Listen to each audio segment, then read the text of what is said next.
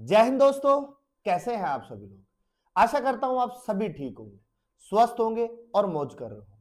मैं अंकित एक बार फिर से आपके अपने YouTube चैनल वासुदेवा एजुकेशन में आपका स्वागत करता हूं। और एक बार फिर से हम अपने previous topic BSc semester first पे चलते हैं, जहां हमारा लगभग कंटेंट कंप्लीट है।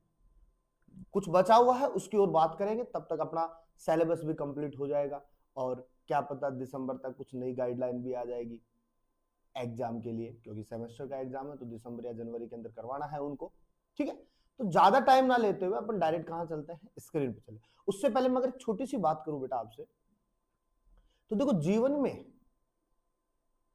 रिश्ते कब बनते हैं?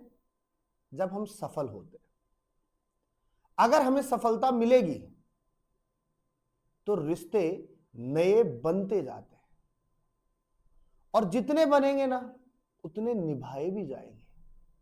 और अगर हम जिंदगी में असफल हो गए तो रिश्ते जितने बनने थे ना वो बनेंगे नहीं, बल्कि बने हुए रिश्ते टूटते जाएंगे। इसलिए जीवन में केवल क्या होना है?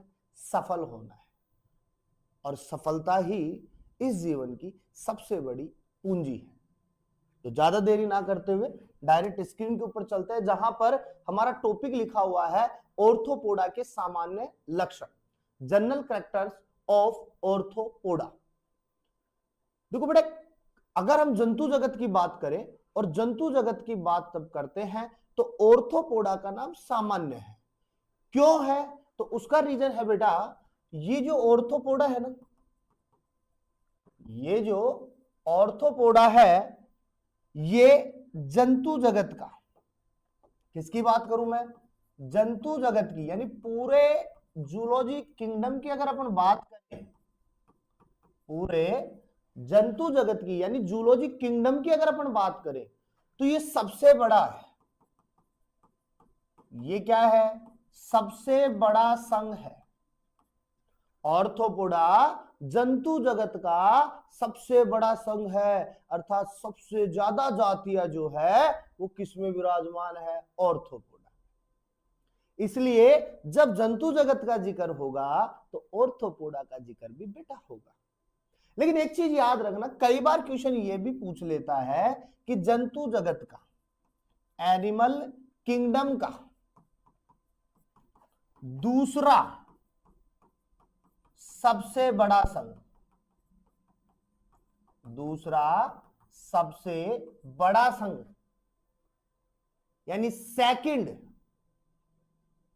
Largest phylum of animal kingdom, तो बेटा याद रखना मोलस्का। पहले पे कौन है? ऑर्थोपोडा। दूसरे पे कौन है? मोलस्का। और अगर क्वेश्चन इसी प्रकार पूछता जाएगा तो वो ये भी पूछेगा कि जंतु जगत का तीसरा बड़ा संघ कौन सा है। ये 3 क्वेश्चन है और 2 नंबर के आपके पास में आएंगे, तो आपको याद रखना है प्रोटोजोआ। जंतु जगत का सबसे बड़ा वर्ग कौन है? ऑर्थोपोडा। दूसरा सबसे बड़ा वर्ग कौन है? मोलस्का। और तीसरा सबसे बड़ा वर्ग कौन है? प्रोटोजोआ। ये तो बात हो गई अपने पास में बेसिक की। अब हम प्रॉपर बात करते हैं ऑर्थोपोडा की। तो देखिए बेटा, अगर मैं ऑर्थोपोडा की बात करूं, अगर मैं ऑर्थोपोडा की बात करता हूं, तो मैं इस ऑर्थोपोडा के लिए कहूंगा कि ये 2 शाब्दिक अर्थों से मिलकर बना है। किससे मिलकर बना है? 2 शाब्दिक अर्थों से मिलकर के बना है। अब ये 2 शाब्दिक अर्थ क्या होंगे? तो बेटा ऑर्थो प्लस में पोडा। क्या होगा? ऑर्थो प्लस में पोडा होगा। अब हम बात करें ऑर्थो का मतलब क्या है, तो हम लिखेंगे संधि युक्त। क्या लिखेंगे? संधि युक्त। पोडा का मतलब हम क्या लिखेंगे बेटा? उपांग लिखेंगे, पाद लिखेंगे, पाव लिखेंगे, पैर लिखेंगे। जो आपकी मर्जी हो वो लिख दो, केवल शब्दों का ज्ञान होना चाहिए। अगर बेटा शब्दों का ज्ञान है ना, डेफिनेशन खुद पे खुद चल के आएगी, आपको ढूंढने की जरूरत नहीं होगी। तो अब इन दोनों को मिला के लिखे तो याद रखो संधि युक्त उपांग, संधि युक्त उपांग, ये हो गया ऑर्थोपोडा का मतलब। 2 नंबर का क्वेश्चन रेडी हो गया। संधि युक्त का मतलब जो आपस में जुड़े हुए हैं, इस प्रकार से जुड़े होते हैं कि ये एक साथ वर्क करते हैं। कहीं कहीं तो ये 5 जोड़ी में, कहीं 6 जोड़ी में, कहीं 3 जोड़ी में, कहीं 2 जोड़ी में, बेसिकली 3 जोड़ी तो इनमें पाई जाएगी। कितने जोड़ी? 3 जोड़ी तो इनमें बेसिकली मौजूद होंगी ही होंगी। समझ रहे हो बात को? अब एक चीज और बात करें कि ये जो ऑर्थोपोडा शब्द है, ये ऑर्थोपोडा जो शब्द है ये किसने दिया? तो याद रखना वॉन सीवोल्ड ने दिया।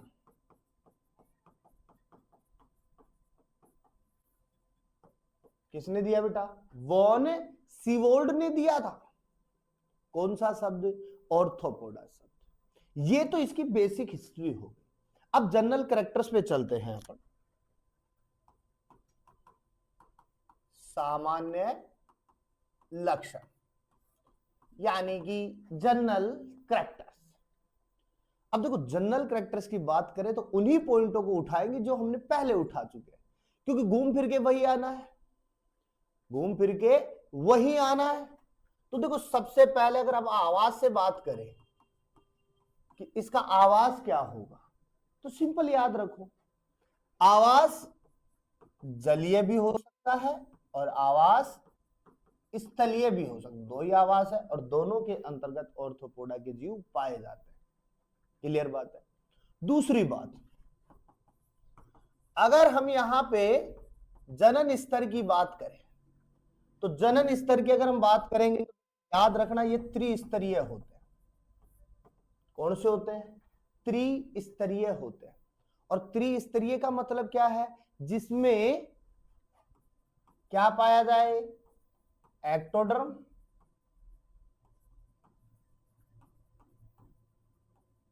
मीजोड्रम और क्या मौजूद हो? एंडोड्रम। तीनों के तीनों पार्टीशन अगर मौजूद है अपने पास में तो वो क्या हो जाएगा बेटा? जनन स्तर हो जाएगा। क्या हो जाएगा? जनन स्तर हो जाएगा। थर्ड पोर्शन की अगर हम बात करें, थर्ड पोर्शन की अगर हम बात करें तो हम सिमिट्री की बात करेंगे, सममिति की बात करेंगे। और सममिति का जब जिक्र हो तो आपको याद रखना है द्विपार्श्व सममिति। ये लो, द्विपार्श्व सममिति को क्या कहते हैं? Bilateral symmetry. और बायलैटरल सिमेट्री में क्या बताया आपको? एक अक्ष से 2 बराबर भाग, एक अक्ष से 2 बराबर भाग अगर कर पा रहे हो आप,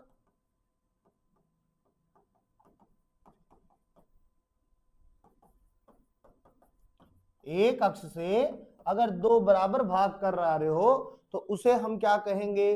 द्विपार्श्व सममिति कहेंगे। क्या कहेंगे? द्विपार्श्व सममिति कहते हैं। समझ रहे हो बात? इसके बाद में देखो हम बात करें बेटा चौथा, अगर इसके संगठन स्तर की बात करें, संगठन स्तर की बात करें, ऑर्गेनाइजेशन लेयर की बात करें, तो आपको लिखना है यहां पे अंग तंत्र स्तर।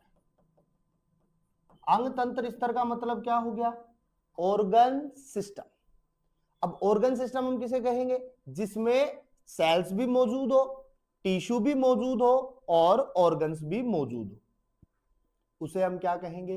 अंग तंत्र स्तर कहेंगे। क्लियर बात है? इसके अलावा देखो हम यहां पे बात करें सेंस ऑर्गन की, सेंस ऑर्गन। अब सेंस ऑर्गन का जिक्र है तो बेटा हम संवेदी अंगों की बात करेंगे। अब संवेदी अंग यहां पर पाए जाते हैं और सिर वाले भाग पे पाए जाते हैं, जिसे हम सिरोभवन कहते हैं। क्या कहेंगे? सिरोभवन कहते हैं। और जब सेंस ऑर्गन की अगर बेटा बात हो तो याद रखना सेंस ऑर्गन के रूप में यहाँ पे नेत्र होते हैं। अब देखो नेत्र सरल भी होगा और नेत्र कौन सा होगा बेटा? संयुक्त भी होगा। संयुक्त नेत्र को हम लिखते हैं बेटा कंपाउंड आई। कौन सा लिखेंगे? कंपाउंड आई। अब संयुक्त नेत्रों के साथ में यहां पर कौन होगा? स्पर्शक भी होगा, जिसे हम क्या लिखेंगे? टेंटाकल्स भी लिखेंगे, ठीक है। अब टेंटाकल्स के साथ में हमारे पास में यहां पे रसायन ग्राही भी होंगे, रसायन ग्राही भी होंगे, केमिकल रिसेप्टर भी होंगे, इसके अलावा स्पर्श ग्राही भी होंगे। तो ये हमारे पास में सेंस ऑर्गन मौजूद होते हैं। क्या मौजूद होते हैं? सेंस ऑर्गन मौजूद होते हैं, जो किसके अंतर्गत काम आते हैं? अपने पास में संवेदनाओं को ग्रहण करने में काम आते हैं। इसके अलावा देखो, अगर बात करें छठे पॉइंट की, तो यहां पर खंडी भवन भी पाया जाता है। क्या पाया जाएगा बेटा? खंडी भवन भी पाया जाता है, सेगमेंटेशन भी मौजूद होते हैं, शरीर खंडों में बटा होता है, और इन्हीं खंडों पर क्या पाए जाते हैं? ये संधि युक्त उपांग पाए जाते हैं, और प्रत्येक खंड को चलायमान करने का कार्य करते हैं। इसके अलावा हम बात करें, यहां पर उत्सर्जित तंत्र भी पाया जाएगा, और उत्सर्जित तंत्र के लिए हम कुछ नलिकाओं की बात करेंगे, जिसमें से मेनली हम बात करते हैं मेलपिगियन नलिकाओं की। किसकी बात करेंगे? मेलपिगियन नलिका या मेलपिगियन ट्यूब्यूल्स। हिंदी में बात करो या इंग्लिश में बात करो, वही लिखना है। इसके बाद में हम बात करेंगे बेटा कक्षीय ग्रंथियों की। जब कक्षीय ग्रंथियों की बात हो तो इंग्लिश में कोक्सल ग्लैंड। क्या लिखेंगे? कोक्सल ग्लैंड लिख देंगे। इसके अलावा हम यहाँ पे ग्रीन ग्रंथियों की बात कर सकते हैं, जिसे ग्रीन ग्लैंड भी कह सकते हैं। तो ये सब अपने पास में उत्सर्जन के लिए पाया जाएगा। अगर हम बात करें श्वसन के लिए, तो हम यहाँ पे फिर श्वसन तंत्र लिख सकते हैं। अब देखो बेटा, श्वसन के लिए हम याद करें तो हमें सिंपल सी बात पता है कि अगर हम चाहें तो यहां पर हम सीधा सा लिख सकते हैं श्वास नलिका। क्या लिखेंगे? श्वास नलिका। जब हमने श्वसन की बात की थी तो वहां पर रेस्पिरेटरी ऑर्गन्स के रूप में श्वसन नलिकाओं का जिक्र किया था। किसका जिक्र किया था? श्वसन नलिकाओं का जिक्र किया था हमने।